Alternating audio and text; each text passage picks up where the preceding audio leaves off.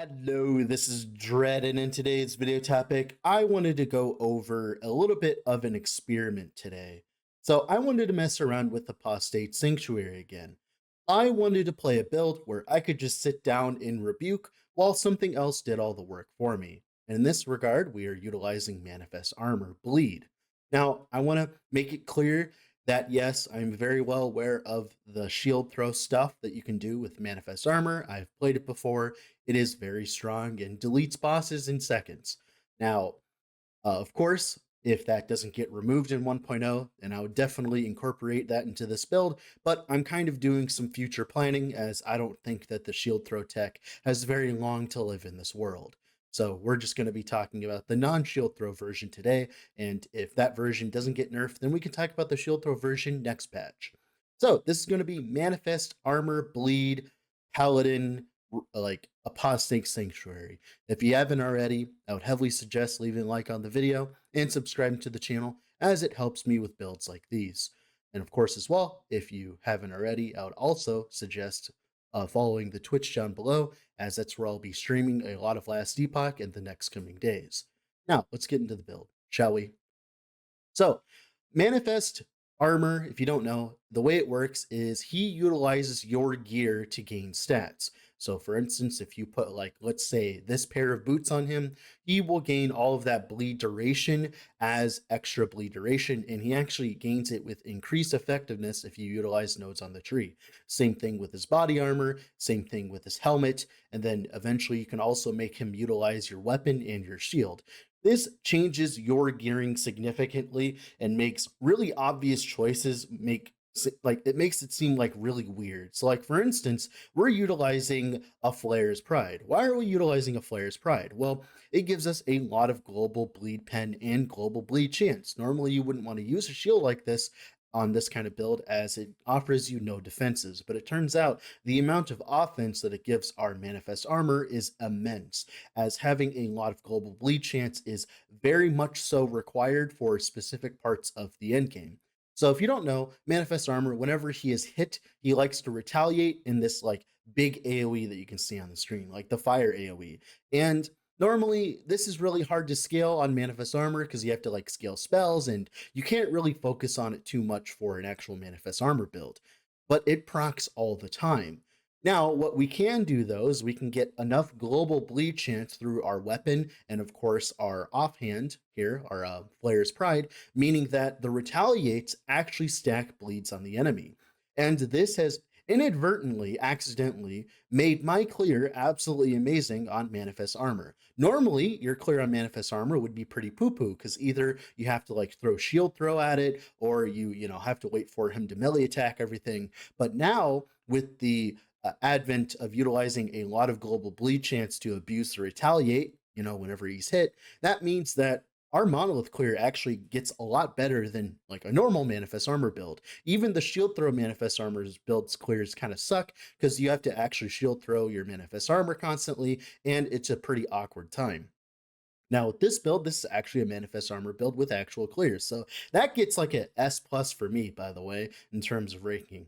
Now let's talk about the other side of the coin, the defenses. So we are utilizing an Apostate Sanctuary. Right now we are stacking as much physical resistance as possible. Right now I have like about like 400% physical resistance, which is about 1600 ward per second. If you don't know, that's about double or triple the amount that most low life builds actually get. Like some of the top tier low life builds, they only get around to like maybe 700 ward per second or something like that. Well, we get all the way to 1600%, but it's only while channeling Rebuke.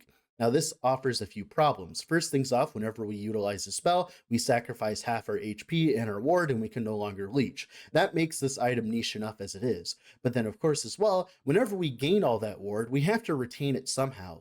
The biggest problem with this build in general is the fact that we have to actually, retain the ward that we're getting. And for this build, the only option was a Cleaver solution. Hey, look, it's Cleaver solution again. Now I am gaining about, I think it's like 300% ward retention, and that seems to be enough, but obviously you could push this even further with even more strength stacking than I currently did. I'm going to be honest, guys, the gear in my actual planner, in my character, My gear's pretty bad. Outside of the actual, Cleaver Solution 3 LP that I slammed and it got good rolls, the rest of my gear is actually really bad. Because if you look at it, like it could be refined. The damage on our Manifest Armor, it's barely enough to kill T4 Jirla in like a minute or two. And the biggest problem is, well, I don't have plus levels to Manifest Armor. Plus levels to Manifest Armor is insanely important for this build because you can deal a lot more damage by having 4 extra points. As you can see with my tree, there isn't that many things like I haven't like there's not that many things I can grab right now because I need all those points, right? This is definitely one of those builds where if you have a +4 to Manifest Armor, you'll be doing significantly more damage. Also, as well, if I had actually good gear on my character, I could do significantly more damage as well. So the fact that this build is even functioning and doing well as it is, while, on such a low budget in terms of gearing other than Cleaver Solution, is absolutely insane to me. As, normally to get this tanky, you'd have to put a lot more effort into it. But thankfully, Apostate Sanctuary is here to save the day. Now, of course, if Cleaver Solution gets nerfed next patch, which I hope it does, it might be much worse to play this build as either Cleaver Solution gets a rarity bump or it gets nerfed directly. Either way, it will be much harder to get a decent Cleaver Solution. But overall, I think this will be like a fun build for next patch if like nothing changes. Obviously, we'll never know like what the changes are until the 19th. Now, with all that being said, let's go in game and talk about the build more in detail, shall we? All right, so here we are in game with the character. Let's go over the skills, shall we? So we have Manifest Armor. So I just want to put it out to you that we need a lot of plus levels to skills right now. I am missing like easily +4 levels to skill for my Manifest Armor, meaning that we have only a level 21 Manifest Armor. And you could also do a lot of other things to get a few more plus levels. Like I think +1 to fist skills might work for it. I'm not entirely sure.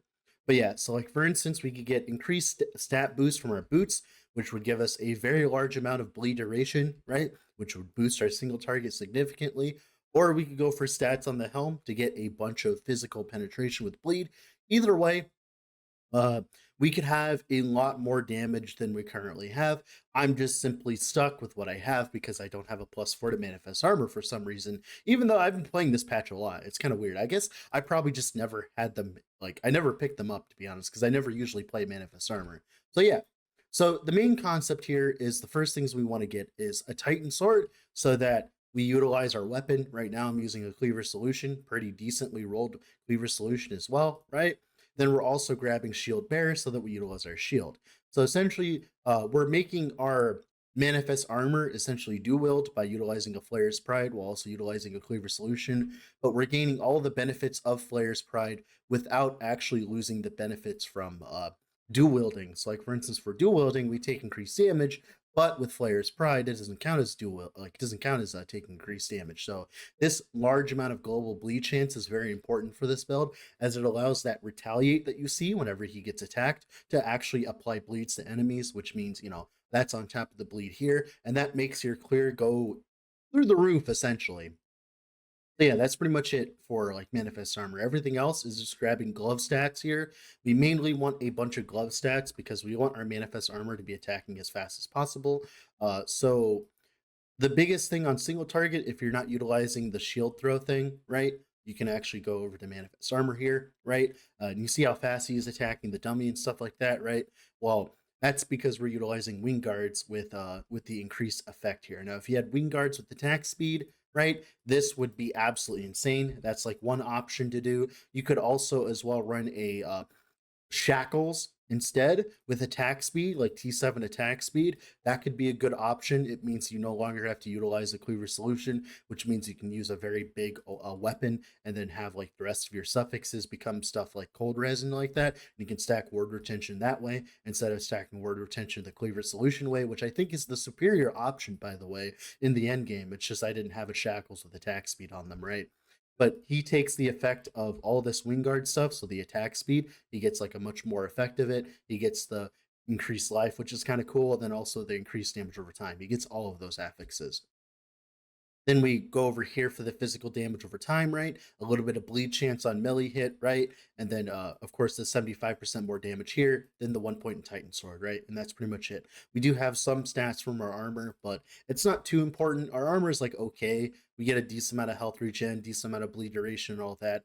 You could put more points into it, but like I said, you start running out of passive points. Now, there is an option where you take off Flayer's Pride and not utilize this, but I realized that with that setup, you end up just not having enough global bleed chance for your manifest armor to make it feel good in monoliths. So I'm choosing right now to utilize Shield Bearer instead. And that's pretty much it for manifest armor. Now, volatile reversal, stereotypical volatile reversal setup, the increased damage over time taken, and the increased damage over time taken here for triple our damage. Obvious, right? For instance, here he's doing like 60k ticks, like 100k ticks, so almost tripling our damage, and then you can go even higher if you spam volatile reversal, which is really good, right? That gives us a lot of damage. Now for our Rive here, Rive is just here, so his retaliate essentially deletes things. So what you want to do with Rive here is we have these nodes, Iron Reach and Challenge. This will make it so that we're pulling enemies into. So you see that second attack. That second attack pulls like almost the entire screen, and you can pull it inside your manifest armor real quick and then start rebuking. And that will make your clear significantly better as you're pulling, enemies into your rebuke AoE, your AoE for your manifest armor, right? So having the pull on challenge and all that is very strong, right? And that's pretty much it for Rive. Everything else is just attack speed based and skipping the third strike because we don't need it. You could stay with the third strike and go for the kill threshold. Like that is an option. Like there's a bunch of different ways of doing this. Now, of course, this is the slot that shield throw would go if you want to abuse this node here. If you want to abuse this node, and you can also, of course, get some like throwing attack speed rings, stuff like that. You could do all that, but like I said, I doubt that that mechanic has very long to live in this world, so we're not utilizing it right now. If you want to utilize that, there are plenty of other builds that utilize that combo that you can look up on YouTube later on when you see if the mechanic doesn't get nerfed, right? Now let's talk about Rebuke. Rebuke, mainly all we care about is as much cooldown as possible and as much duration as possible. Now we're not grabbing Infinite Guardian, but we're grabbing all the extra notes here like increase armor, less damage taken from elemental damage, buffs persist after channeling. We get some movement speed as well, and we make it last as long as possible. So now I can hold my Rebuke here. As you can tell, we get a lot of armor, and then we get a decent amount of movement speed for a while, right? That's a pretty long time. Then, of course, we Rebuke again. And these buffs right now, like these buffs, Brave the Elements and Augmented Plating, these actually last after channeling. And then this also lasts channeling as well. And then we get the end buff duration, meaning that we can get a large amount of less damage taken for free because of all this stuff, unless you face tank things that you normally couldn't face tank. And that's pretty much it for Rebuke, right? Now, Rebuke, the way it works is its channel, as cooldown starts to turn off by the time you're done with it, meaning that, of course, we can just sit here and channel Rebuke and gain a bunch of ward and be essentially very tanky. Now, of course, what you want to do on a single target is you want to Rebuke, wait to do the other Rebuke, reversal first, then Rebuke. So you always want to reversal first and then Rebuke because you want to sacrifice your small amount of ward and then gain ward back. Because, like I said, reversal is a spell which sacrifices your HP, so you definitely don't want to be sacrificing right after you're done with Rebuke. Because, like I can show you here, we're going to finish channeling Rebuke here, right? And then if I sacrifice it, we lose a lot of ward. While if we reversal before Rebuke, right, then we don't lose all that ward, right? Like we're fine. Like it's much better that way, at least for the most part. It makes a lot more sense when you actually play the build. And then for Holy Aura, stereotypical Holy Aura stuff, just get the attack speed, the increased physical damage for our manifest armor, get some resistances for ourselves and our manifest armor, and also just get some nice word retention for free. And that's pretty much it for like a Holy Aura. It's not too complicated. And that's pretty much it for the skills. Now let's talk about the passives that are important. So the main passive that we're building around is taking less damage here, right? That's very important. Grabbing as much strength as possible, right? Going to Forge Guard here to grab Handver and Anvil. We're not utilizing a throwing attack. This is the main reason not to use Shield Throw, on this kind of build because it makes it so that you take 25% less damage taken. But if you throw a shield throw, you'll actually ruin this, which means this is like the superior option if you really want to push really high in corruption, as you will get to the point where you need hammer and anvil to just stay alive. You grab all the strength here, of course, even grabbing all the extra armor on black, because we are technically still blocking with our current setup, only 35% chance, but we're still blocking, which gives us a lot of free armor, right? Then 10 points to Smudger's Wrath for the 70% bleed chance for a manifest armor, right? Then for Paladin, just grabbing some armor percent, giving all this flat armor, the block chance too, right? Attunement's really good as well, because attunement scales his base health as well and damage. So you can grab as much attunement as you want as well in the tree, like getting resistances, stuff like that. HP doesn't matter at all. I just grab these points to travel. You could grab the blind chance, but that kind of like screws with you, right? Like attunement's good here, the block and block effectiveness. Like essentially, you just want to get to the top to get to Sanctuary Guardian, Shield Wall, and Faith Armor. These are like the more important parts for your build. Other than that, like the rest of this is like worthless, and then you put more points in the Forge Guard, and of course 5 points into Void Knight for the volatile reversal, although the physical resistance is nice here. So we can get even more physical resistance for more ward per second. And that's pretty much it for the passives that we care about. Now let's talk about gearing. So for gearing, the most important things, right, is going to be an Apostate Sanctuary, right? Doesn't even have to have mods on it. You could have minion percent damage, minion health on it. So if you watch my Manifest Armor gameplay, you'll see that sometimes he dies. That is because I literally have no minion percent life whatsoever. Like if we look here, I only have 525%. With actual rolls on my gear, I'd have double this, right? So you'd have like percent health here, right? And that combined would make him much tankier than he currently is. But this is actually somewhat of a budget showcase, which is kind of funny, right? Inadvertently became a budget showcase, right? So Apostate Sanctuary, Cleaver Solution, so that you can take your strength and turn it into intelligence to get that word retention. Like I said, you don't need Cleaver Solution if you have a pair of Frostbite Shackles with attack speed. But if you do not have a pair of Frostbite Shackles with attack speed, then you need to go the Cleaver Solution route, right? And Cleaver Solution, you just want like the global bleed chance. This he gets all of this, by the way. The chance to bleed, like all of it, it's really strong. And Flayer's Pride, I would say to have this before you even try to play the build, because this gives you a lot of global bleed chance on top of this, and that makes it so the Retaliate actually bleeds, which is important for your clear, right? Otherwise, your clear is going to feel poo-poo. Now, you can have Bloody the Exile. This isn't necessary, but it is a lot of strength, right? Now, of course, the intelligence is zilch for us because of the way that we're set up, right? But the bleed duration is very important. I have a bunch of movement speed on mine. You don't actually need that. I'm just showing off my cool gear, right? Then for the chest here, strength. We can talk about the rest of the gear. Those are like the mandatory items, I would say. Like wing guards are very important for this build because you need a lot of attack speed. Now, of course, like I said, if you had like if you had anything with this much attack speed, you don't have to actually use wing guards. It just depends on what you have at hand, right? Now, of course, the helmet here, eventually you'd want +4 to manifest armor. That's the most important part. Then, physical resistance, penetration with bleed, right? Dawn Helm is a really good base. Then for the chest here, strength. Of course, you need as much strength as possible for this build so that we can, get as much word retention. Like I said, if you swap over to the Frostbite Shackles, you could actually go for like bleed duration, T7 or whatever, and get more damage. But I don't have that currently, right? So we just have Fizz Res, Fizz Pen, and all that, right? This is a pretty shitty chess overall, right? Then ring here, minion health exalted, physical res, strength, right? Not even on the right base. Belt here, minion health regen. You need a very small amount of minion health regen so your manifest armor doesn't instantly fall over. This on top of the minion health regen here is enough to keep him alive right now. Obviously, later on you want more. I found that like right now as it currently stands, he can survive long enough to do like 500, 600, 700 corruption. But if you want to be focusing on him more for pushing higher corruption, you're going to need a little bit more chunk for him, right? So like we get minion health, cooldown, and some void res. We don't actually need that void res at all. That could be fizz res, so that's actually a mess slot that could even be more fizz res. Then the ring here, fizz res, strength, attunement. Base stats are always strong for this kind of build because the base stats not only give them flat HP, it also gives them percent damage, right? So we really want the flat stats, right? Wherever we can get them possible. Of course, you'd also want minion health here, minion damage, stuff like that. Then for the relic here, minion health, health regen, void res, physical res. Like I said, I don't need any of this void res whatsoever, right? It's just here because I was just pulling random items out of my stash, right? Then for the idols, you just want to put as much physical resistance as humanly possible on your idols, and then cap the rest of your resistances. And that's pretty much it for idols. And that's pretty much it for the build.